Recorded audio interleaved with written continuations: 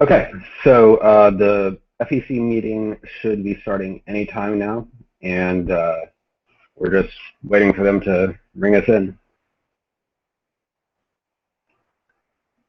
In the meantime,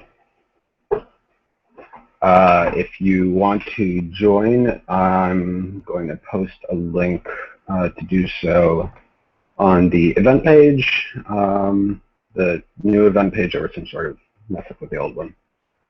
So.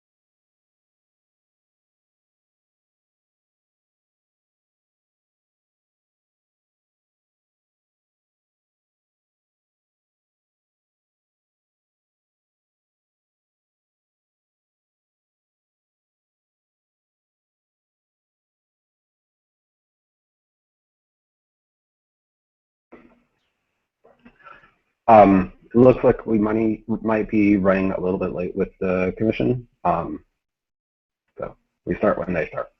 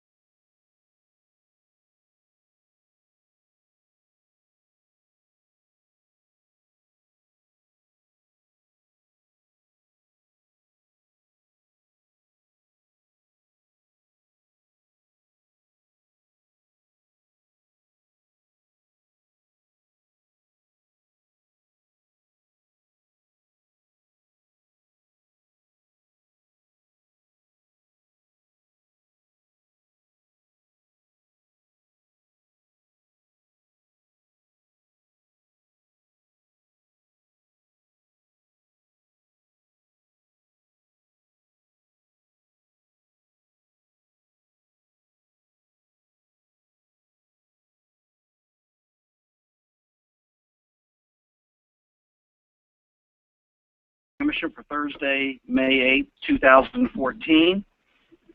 And I believe we have a motion, Madam Vice Chair. Yes, thank you, Mr. Chair. I move to suspend the rules on the timely submission of agenda documents in order to consider the late submission of agenda document number 14-24-B, Draft C of Advisory Opinion 2014-2, Make Your Laws PAC. Are there any questions or comments regarding the pending motion? Hearing none, all in favor, say aye. Aye. Aye. Any opposed or abstentions? The motion passes by a vote of 6-0. So the first item on our agenda today is Draft Advisory Opinion 2014-02, Make Your Laws PAC Inc. by Cy. And Ms. Selenkoff is here. Ms. Selenkoff, I know we've addressed this before, but do you want to add anything before we take it up? If you'd like me to. If you could just briefly summarize where we are in the drafts that are before us. Certainly. Thank you, Chair Goodman. Thank you. Agenda document 14-24B presents a third draft advisory opinion in response to Make Your Laws PAC's request. Drafts A and B were considered at the last meeting. Make Your Laws PAC is a non-connected political committee that wishes to accept Bitcoins as contributions in amounts up to $100 per contributor per election. Draft C concludes that Make Your Laws may accept Bitcoins as proposed. It also concludes that Make Your Laws may purchase Bitcoins as investments, but may not use those purchased Bitcoins to then purchase goods and services. Finally, draft C provides guidance on how Bitcoin contributions and purchases should be valued and reported. Draft C does not reach a conclusion as to whether Make Your Laws may disperse Bitcoins it receives as contributions in order to purchase goods and services. The Commission received 4 comments on all the drafts, including 2 from the requester. And if the Commission approves a draft, the Office of General Counsel asks for authority to make technical and conforming changes. Thank you. Thank you, Ms. Selenkoff, and thank you, Adav, as well. Are there any questions for Ms. Selenkoff or comments about any of these drafts? Hearing none, is there a motion? Yes, there is. And let me say before I make the motion that I'm glad we're able to come to this conclusion to make a motion on this matter. And clearly for me, it's significant that the requester has only asked for $100 in Bitcoin contributions, and so it is good that we can give some guidance to the community with respect to that amount of money that is not going to raise some of the bigger issues that might accompany a Bitcoin transaction. So with that, with respect to Advisory Opinion Request 2014-2, Make Your Laws PAC Inc., I move that the Commission approve Draft C, Agenda Document Number 14-24B, and authorize the Office of General Counsel to make any necessary technical and conforming edits. The motion is for approval of Draft C. Are there any questions or comments regarding the pending motion? Hearing none, we'll go to a vote. All in favor of the motion signify by saying aye. Aye. Aye. Aye. Any opposed? Any abstentions? Is that Mr. Walter? Did you vote? The vote passes. The motion passes by a vote of 6-0. Mr. Palmer's out, so Ms. Ora, are there any other management or administrative matters the Commission needs to take up today? There are none. I'd just like to remind those in attendance and those listening that we do have a public forum on political parties scheduled for June 4. Vice Chair Rabel and I encourage all of you who are listening or here to come. And with that, this meeting is adjourned. Thank you very much.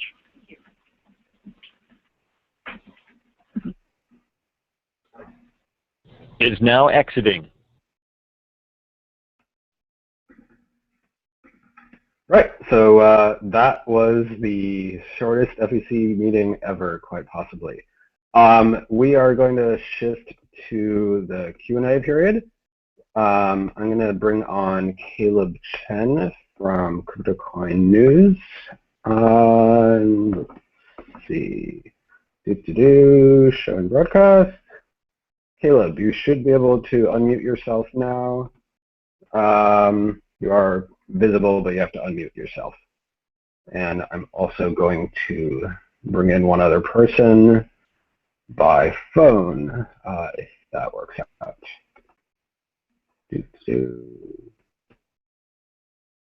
Go.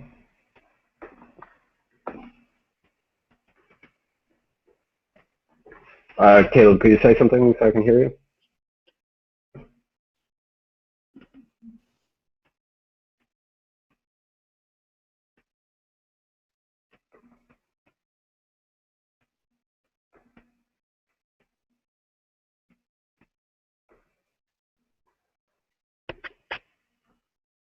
Let's see if I can force it on with the cameraman. There. Now try speaking. Caleb.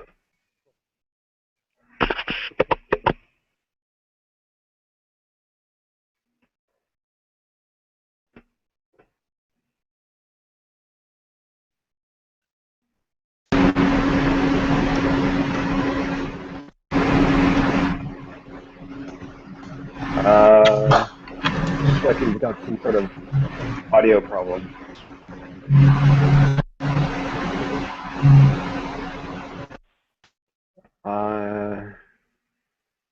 Yeah, it looks like you've got some sort of audio problem. It suggests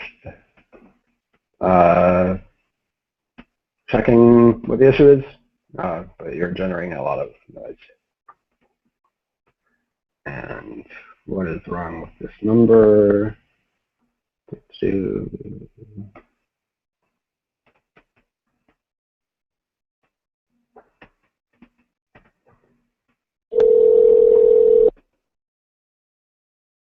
One second while I call. Hi, Michael. This is Cy from Make Your Laws. I'm trying to join you Hi, Cy. Hangout. This is live, FYI. Okay, alrighty. What's happening right now then? Sorry? Okay. I'll call you back later. I'm just dialed into the whole thing, am I? That's correct. If you want, I can call you back later. Yeah, it's going to be a bit difficult to do it this way, Si, I think, yeah, because I've just got stuff going. I think the best thing to do is let's just you and I catch up later, and we will, see how the whole thing went. That's probably the best thing to do. All right. Sounds good. Talk to you later. Sounds great. Thanks. Yeah. Bye bye. Okay. Caleb Chen number 2. Let's see how that works.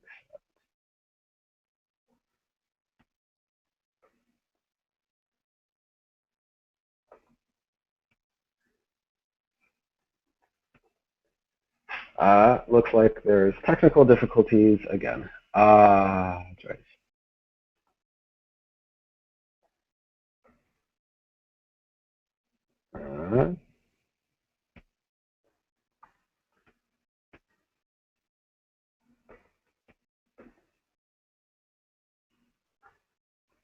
So, can you hear me, Caleb? Yes. Okay. But I cannot hear you. Try saying something again. How's your mic going? You can type. That's true. So I can voice what you say if you want. Yeah, it's nicer when everyone can talk.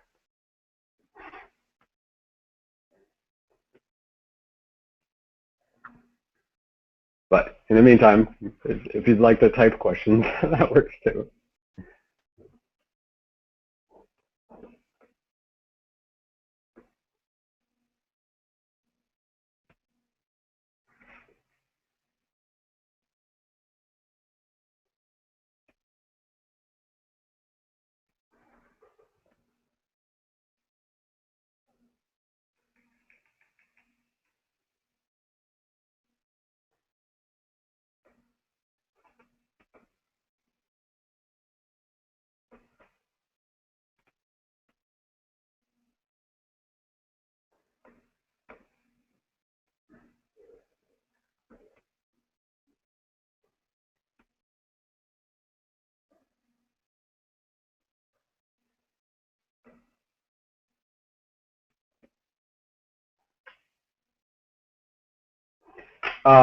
So on disbursements, draft A and draft B differed on this originally.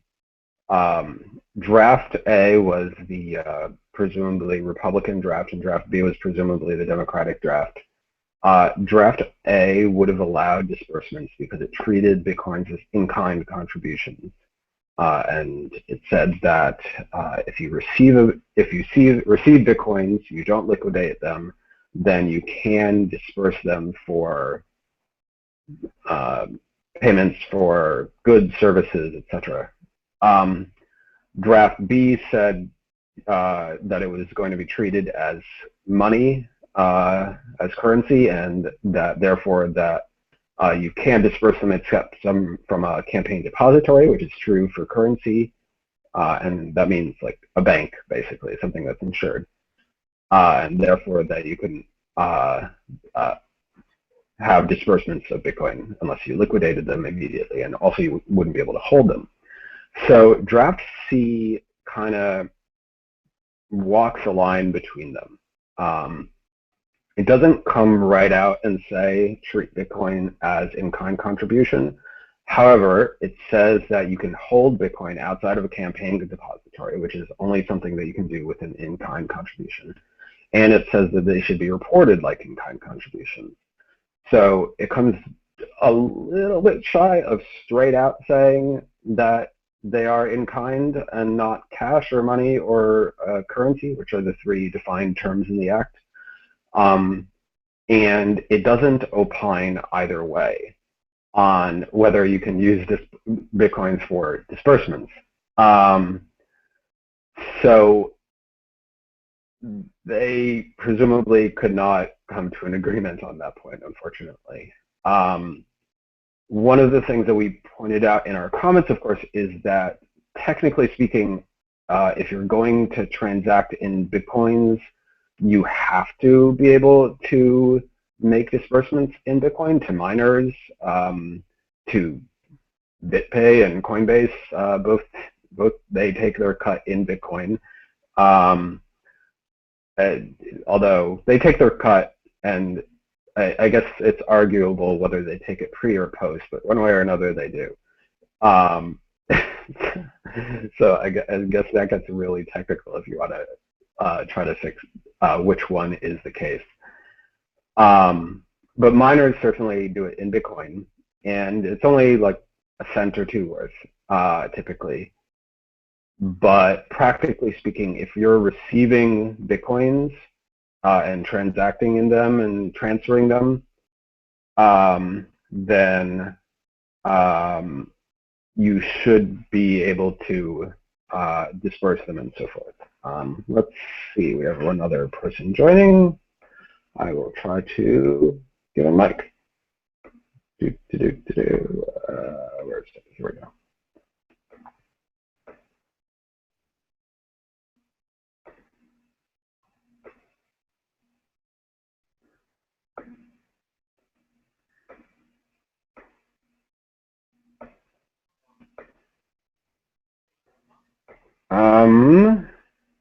There we go. So, howdy.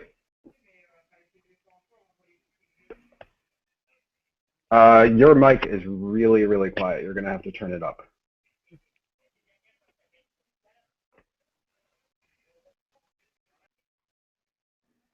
Hello?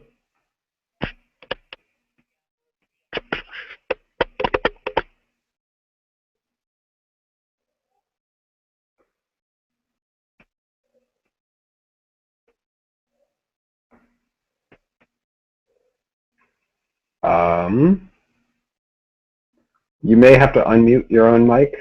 I'm going to try to unmute it for you. There, you're unmuted.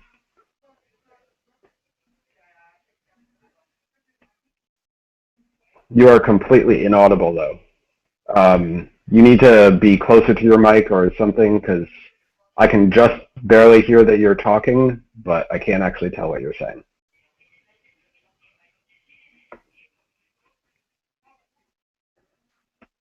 Caleb, do you have any other questions, comments? You can do it through text, and I'll voice what you write, since you seem to be having a problem with your mic. Not at the moment. Okay. Let's see. I believe that Peter Rizzo from CoinDesk wanted to join, but I'm not hearing back from him. I'll send him a quick email.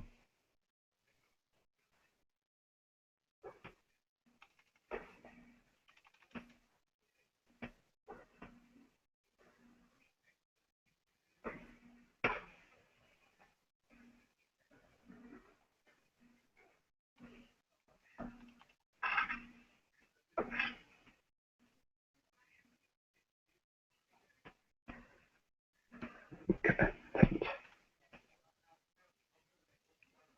Oh, well, if you don't have a microphone via, then it's not going to work. But you can type just like Caleb is doing. So if you type something, donc je parle français aussi. Donc si tu veux, tu peux taper quelque chose et je vais parler pour vous.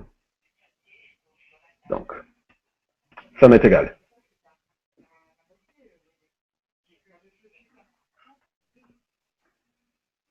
Mais je comprends pas parce que ton mic ne fonctionne pas.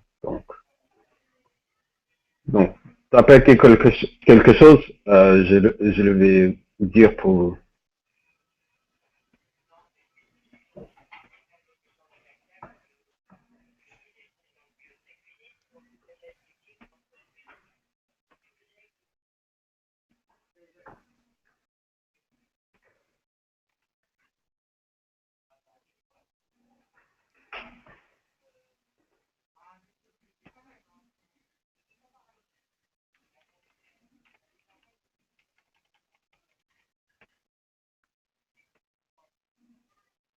Donc, Baya, t'as quelques questions ou non?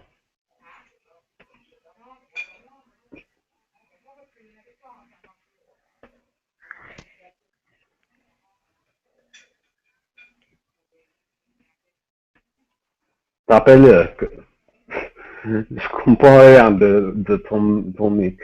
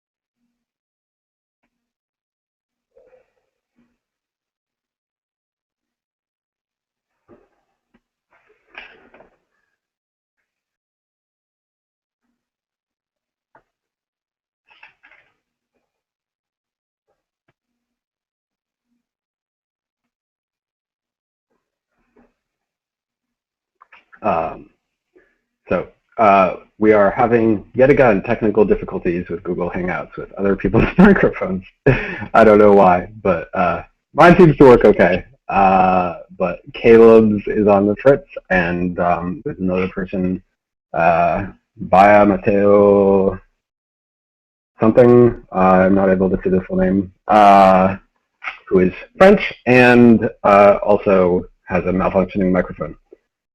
So I'm trying to get them to write a question in the text chat that we have in the Hangout. And by the way, if you want to join the Hangout, the link to join is on google.com/+makeyourlaws. It's the latest post. There's a link in the comments that says join here. So if you want to join and ask questions or anything, that's what to do. Okay, he says to wait a minute. Oh wait, that's okay.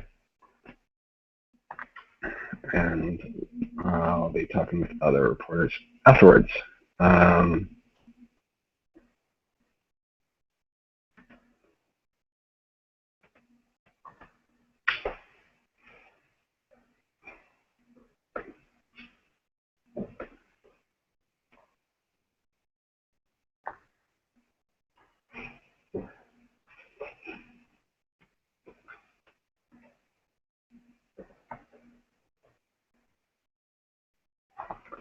Okay, Caleb asks, are there any sort of implications to reporting the receipt of Bitcoins and then simultaneously reporting the Bitcoins as disbursement? So that is essentially the same reporting mechanism that I believe draft A proposed, is the same as in draft C.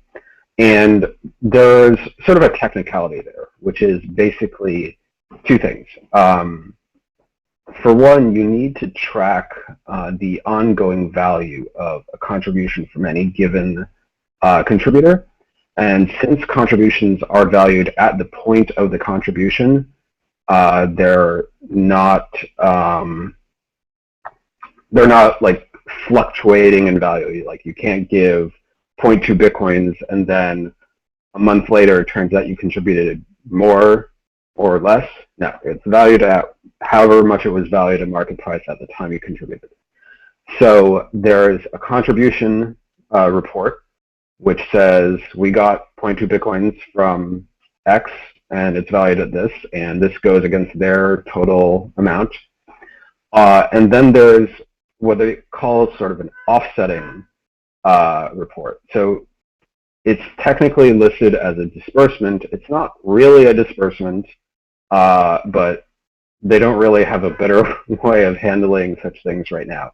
And this is true for stocks and bonds and things like that also, which committees are allowed to receive, but are just not really encompassed by the current reporting structure. So you simultaneously report it as a contribution and you report it as a disbursement, and that allows it so that your cash on hand value doesn't change if you're taking it and keeping it.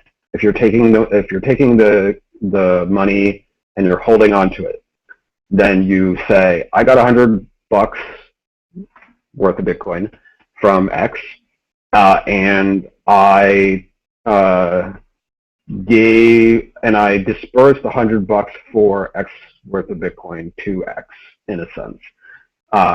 Even though that's not what happened technically, but it means that your cash on hand doesn't change because it hasn't. You don't have more cash, but you have docked them for the $100 contribution, so that sort of is tallied correctly, and then later you can sell it to whatever, and then you report that if it's through an established market mechanism, Coinbase, BitPay, I would say Mt. Gox, but they went under.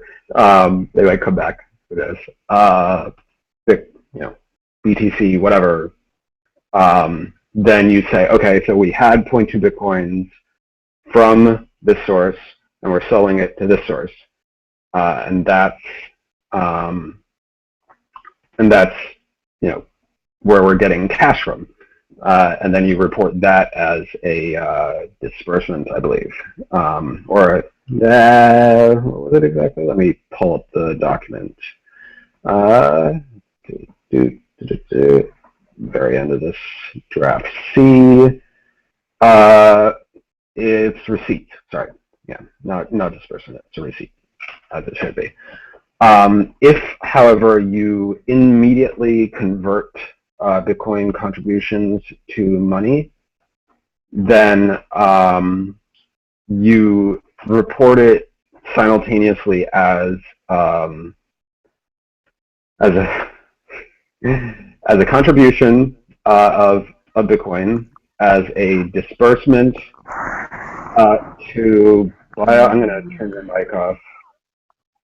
Okay, there we go. As a disbursement to, why is my video not functioning now? As a disbursement to offset, or actually no, you don't have to do the disbursement to offset. You report as a contribution that you simultaneously report as being sold to the purchaser. So it's a receipt. It counts against the amount to date, and I think you may have to do the simultaneous offsetting thing, and I have to actually clarify that case because it's not really clear. So this reporting mechanism is more focused on if you're receiving Bitcoins and holding it, and there's a line there that I just need to go back and read again for the exact case of if you're simultaneously converting it, it's going to be a technicality. It doesn't have any legal implications, which I think is really what you're curious about. So it's just, how do you make the books balance given that the books are not really set up for this?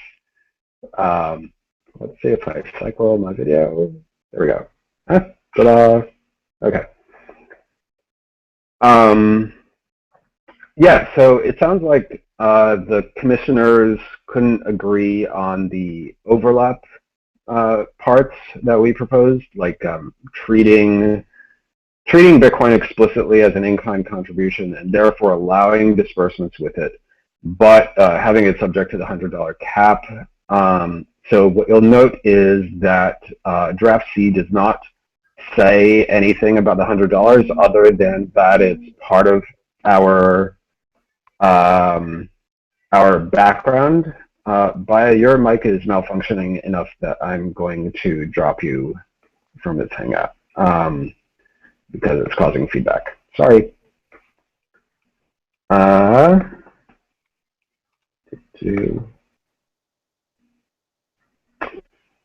Right. So where was I? Yeah, so they don't comment on it, which means that they're not rendering an opinion on whether or not you can disperse, whether or not the $100 limit is required. However, because it's part of our request and we stipulated it as part of the facts and circumstances of our request, there's a paragraph at the end of the draft opinion C, which just got voted on and approved unanimously today, which says anyone else who is doing, I'll actually read it exactly just so I can be precise. Here we go. If there's a change in any of the facts or assumptions presented and such facts or assumptions are material to a conclusion presented, then the requester may not rely on that conclusion. Any person, including others, involved in any specific transaction or activity which is indistinguishable in all its material respects from the transaction or activity with respect to which this advisory opinion is rendered, may rely on this advisory opinion. In other words, if some other PAC does exactly what we did and agrees, well, they don't have to agree with it. They just have to do it. So if they do what we proposed, they limit themselves to $100. They use the one-time only linked address, and they only disclose it after they collect contributor info and all that. Then they are cool. They will not be prosecuted by the Commission for violation of the Federal Election Campaign Act. Now, if they accept more than $100, who knows? Because the FEC has not actually ruled either way. So it might be legal, it might not. My guess would be that the Democratic commissioners would block and therefore deadlock a request to exceed the $100 limit because that seemed like a pretty major component for convincing at least Commissioners Weintraub and Vice Chair Ravel, who are both Democratic commissioners and voted against 2013-15 Conservative Action Fund PAC request. But it seems like they couldn't get 4 votes, which means they couldn't get a Republican vote, to approve that as a mandatory thing, as would have been listed in draft B, which was not approved. So it's not legally settled whether you can accept more or less. There's no official opinion. But if you accept more than $100, or if you accept the coins in a way other than the way that we propose, which the vast majority of of political entities currently accepting Bitcoin do. So they do something different. And you can look at the full list of Bitcoin accepting PACs on our website, makeyourlaws.org/FEC/Bitcoin/PACs, PACS. It has a full list of all Bitcoin accepting political entities that I'm aware of, and we'll be on that shortly, along with to what degree they collect information from contributors. And unfortunately, most of them do not collect information very well. So the current opinion doesn't say that that's illegal per se. It just doesn't say that that's legal. So it is possible the commission may decide to prosecute them for violation of the Federal Election Campaign Act, which doesn't say anything about Bitcoin, of course. It was written in like 1970s. But it does say that you're required to know the source of your contributions, you're required to account for contributions, you're required to take best efforts, is the term, to ensure that you are not receiving unlawful contributions or contributions from a foreign source and so forth. And personally, my guess would be that if you just have a Bitcoin address or some button on your website where someone can click that button and not give you any contributor information at all, that is not a lawful contribution to a political committee. Draft B would have said what to do with such contributions, namely give them to a source that doesn't have to track contributors, like a C3, a C4, the U.S. Treasury, basically something that a PAC is legally allowed to give money to in the first place, and that is allowed to receive anonymous contributions as well. But that language was not included in draft C, which was the one that was approved. So that also isn't settled. Yeah. Unfortunate, but I'm sure it'll come up and someone will settle it. Let's see. Caleb, do you have any other questions? If not, I think we'll wrap up. Looks like you might.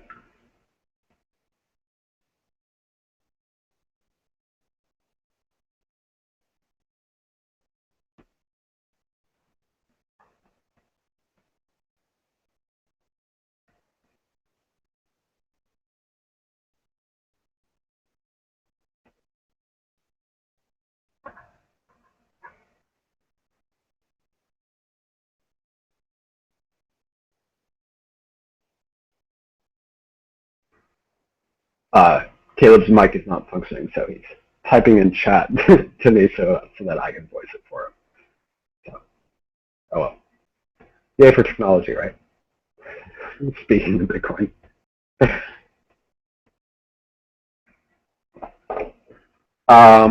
Okay, so Caleb writes, so this advisor opinion will be simplest for PACs to follow. Can the guidelines be extended to campaigns? So obviously I am not a lawyer. I am no campaigns lawyer. This is not legal advice. And I run a super PAC, not an official campaign. However, my understanding is that advisor opinions can be relied upon by any party that is doing substantially the same thing as is discussed in the advisory opinion and is legally allowed to do that thing. So official campaign committees are not PACs, they're campaign committees. It's a different category. However, the rules for them for accepting contributions are more or less the same. There are different limits for hard money contributions. There's different guidelines for coordination and all sorts of things like that. But I personally can't think of anything that would distinguish this request from an identical request made by a campaign committee. So my understanding, again, I am not their lawyer. I am not a lawyer. This is not legal advice. My understanding is that if a campaign committee, an official campaign committee like Stockman did it, Abbott did it, is doing it, etc. All the people you see on our website, if they were to accept Bitcoins under the rubric that we proposed, namely they accept, they first get the contributor's information, then they give out a one-time only linked address, such as Coinbase or BitPay uses automatically in most situations, and then they attribute that and they limit to $100, then they should be cool. Now, of course, it's not possible to stop someone from giving you more than $100 worth of Bitcoin once they know what address to give it to. That's just not possible. So even if we collect someone's information and we then give them a one-time only linked address, they could send $200 worth of Bitcoin to that address. There's nothing we can do to stop that. And unfortunately, right now, the opinion doesn't address that question. Draft B would have addressed that question, and we did request the language in that draft be included in the final, but the commission chose not to do so. So if that happens, and I'm guessing more likely when that happens, then we will have to submit another request and hold on to the money pending advice from the commission on what to do with this. Because the problem is, we say we won't accept more than 100. However, there's no way for us to enforce that. With Bitcoin, the contributor decides how much money is going to be sent, unlike with a credit card. For instance, so if we have your credit card info, well, we don't, but our payment processor does. We tell the credit card company, charge its person $100. You don't tell the credit card company, give the merchant $100. So in a credit card situation, we can control how much money is being given to us. With Bitcoin, we can't. And furthermore, someone who's technically competent enough, even though we would never, the PAC will never publish a Bitcoin address, just like, here is our Bitcoin address. No, that's something we explicitly said we're not going to do. We're only going to give you a linked address.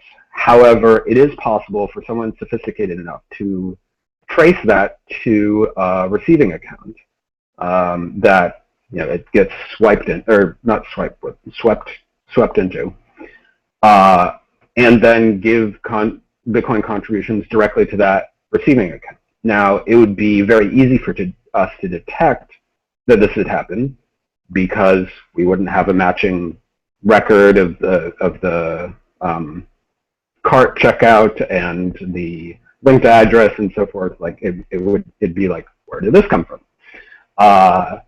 It would be anonymous, and there's no guidance right now for what to do with that. Draft B would have said, give it to a C4, and that's what we would prefer. But oh well. My guess is that it is going to happen sooner or later. Please don't. It's illegal. Just saying. But so I'm not encouraging anyone to do this. But knowing the Bitcoin community, I'm sure someone will. So if and when that happens, my guess is when, we will submit another request to the FEC saying, hey, so we received this contribution outside of our proposed rubric or in excess of our contribution limit, and what should we do with it? We think we should give it to a C4 or a C3. Hopefully that will be a straightforward and easy question for him to answer, but one never knows, unfortunately. So, for what it's worth, I do think that this is a pretty good result.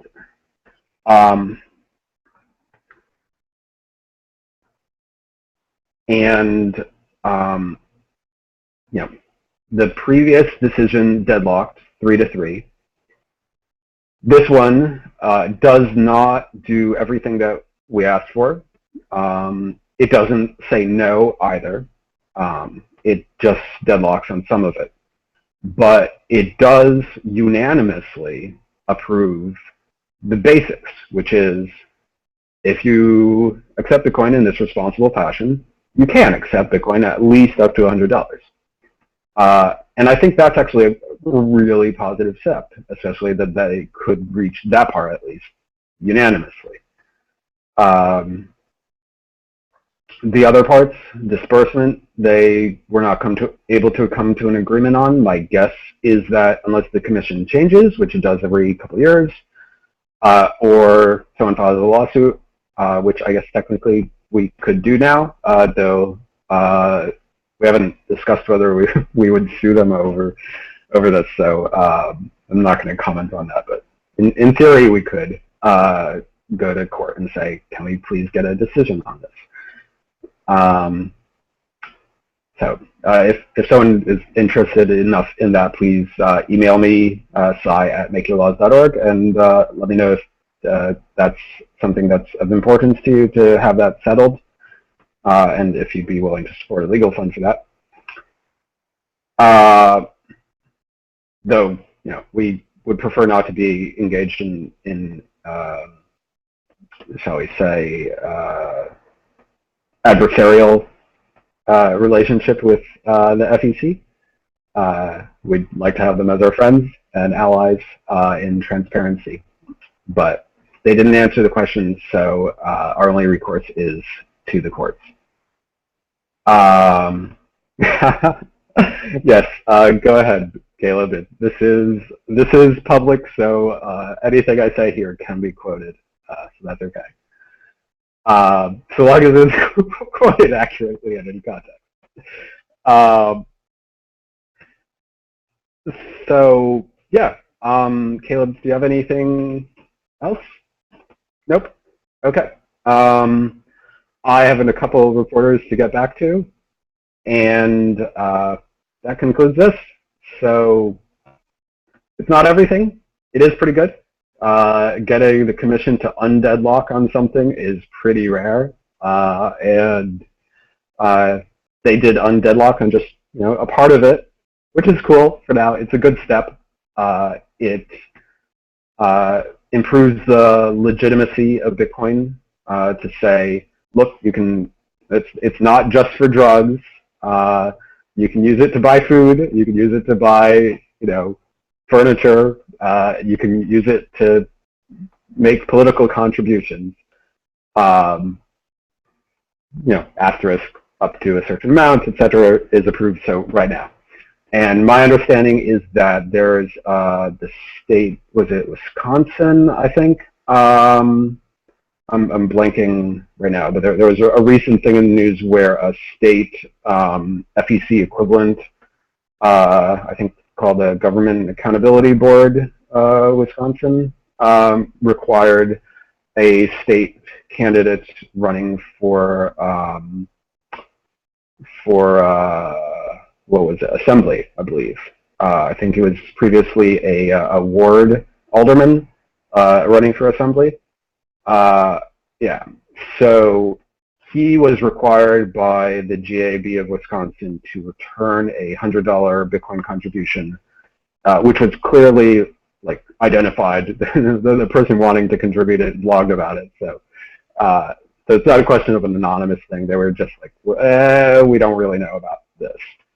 And my understanding was that there's some report that they were waiting on the FEC to rule. So now the FEC has ruled, and it sounds like that contribution, if done through the means that we suggest, just so that it's accounted for properly, would be perfectly legal under FEC standards, and therefore hopefully the GAB will follow suit and say, if it's good enough for the FEC, it's good enough for us.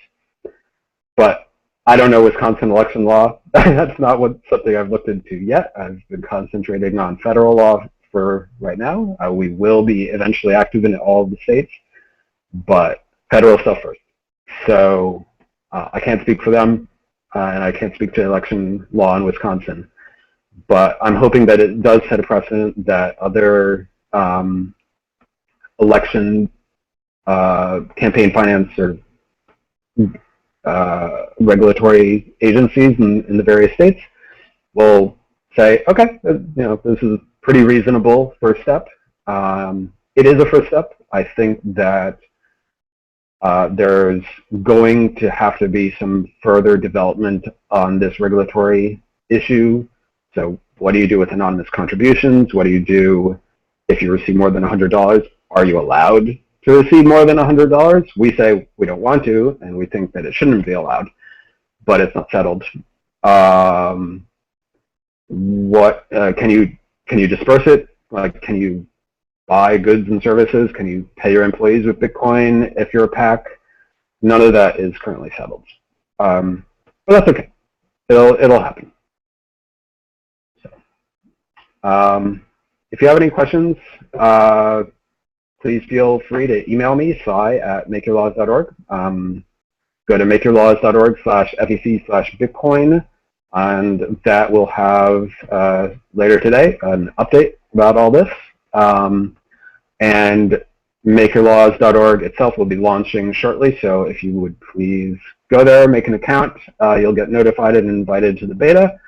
I'm going to try to get that up and active as soon as possible. I happen to be traveling at the moment, so it's a little bit complicated, but hopefully that'll be up live quite soon. So if you'd like to express your appreciation, sharing is caring. So sign up for an account, share, and perhaps send us a little contribution when it's set up, which is hopefully soon. Anyway, we have another FEC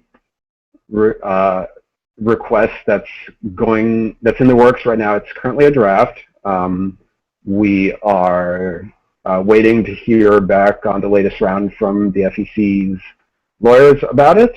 They may have some further questions for us to to perfect the draft, to make sure that it's completely clear. You can read up about that one on makeyourlaws.org/FEC/earmarks. The website hasn't been fully updated to the current version of the draft. The current version of the draft, live one, can be seen at makeyourlaws.org/FEC/earmarks/AOR, which is linked at the top of that page anyway. And that asks a number of what I think are fairly interesting questions about what one can do with an earmark. So earmarks are when you give a PAC money and say, use it like this. So give it to Senator X, and they're required to do so within 10 days. We're making that a lot more flexible, or at least we're proposing to. So personally, I think that's more interesting. Bitcoin is not is something we were going to file a request about, but we weren't going to do it first. But because of the Conservative Action Fund PAC request, we had to comment on that, and we had to follow up with this request to just clarify the situation, because it's already being accepted, and we want to accept it too, and we want there to be clarity on this issue so that it's not sort of a confusing thing like it was previously. So now at least committees know here is at least one way you can do it where you are definitely in the clear.